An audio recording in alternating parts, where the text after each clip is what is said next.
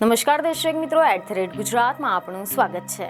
રાજ્ય સરકારે બનાસકાંઠા જિલ્લાના 2 ભાગ કરીને વાવ અને થરાદને નવો જિલ્લો બનાવવાની જાહેરાત કરી છે।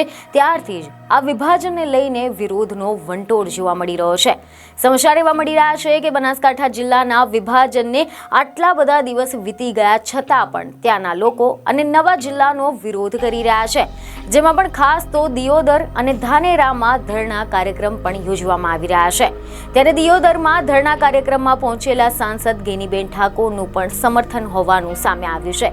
એટલું જ નહીં, ગેનીબેને તો શાબ્દિક પ્રહાર કરતા કહ્યું કે એક વ્યક્તિના અહમના કારણે આ નિર્ણય લેવામાં આવ્યો છે।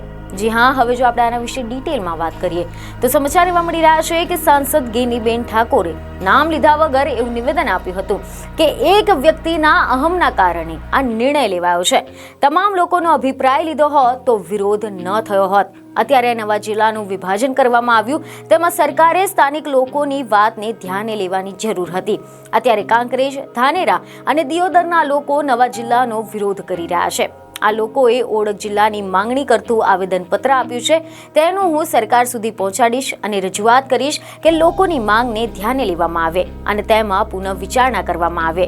તમે જણાવી દઈએ કે અહેવાલ સામે આવ્યા છે કે બનાસકાંઠામાં વિભાજનને લઈને ધાનેરામાં વિરોધ પ્રદર્શન યથાવત જોવા મળી રહ્યું છે। ધાનેરા બોર્ડર વિસ્તારના ગામડાઓમાં વિરોધ પ્રદર્શન થઈ રહ્યા છે। એટલું જ નહીં, પરંતુ ધાનેરાના વાછોલ ગામને થરાદમાં સમાવેશ કરતા અહીંયાના લોકોએ વિરોધ કરી રહ્યા છે। લોકોએ રોષની સાથે કહ્યું કે અમારું ગામ વાછોલ થરાદથી 100 કિલોમીટર દૂર છે, છતાં પણ અમને થરાદમાં નાખવામાં આવ્યા છે।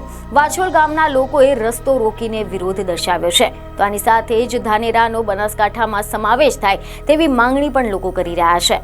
બીજને ખબરો સાથે ફરી મળીશું। ધન્યવાદ।